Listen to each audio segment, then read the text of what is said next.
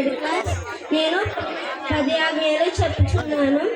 లోక నిర్గమకాండము 20 అధ్యాయంలో ఉన్నవి. మీ దేవుడైన యెహోవాను నేనే, నేను తప్ప నీకు వేరొక దేవుడు ఉండకూడదు. పైన ఆకాశం అందే గాని, కింద భూమి అందే గాని, భూమి కింద నీళ్ళ అందే గాని, ఎముడు దేని రూపమునైనను విగ్రహమునైనను నీవు చేసుకోకూడదు. వాటికి సాగిల పడకూడదు, వాటిని పూజించకూడదు. నీ దేవుడైన యెహోవా నామమును వ్యక్తముగా ఉచ్చరించకూడదు. విశ్రాంతి దినమును పరిశుద్ధముగా ఆచరించుటకు జ్ఞాపకం ఉంచుకును.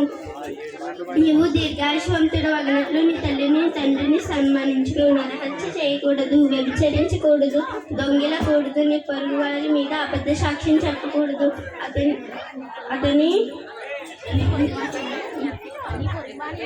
నీ పరుగు వారి ఇలా ఆశింపకూడదు. అతని భార్యనైనను, దాసినైనను, ఎద్దునైనను, గడిదనైనను దేనిని నీ పొరుగు వారి దగ్గర ఆశింపకూడదు. Happy Christmas.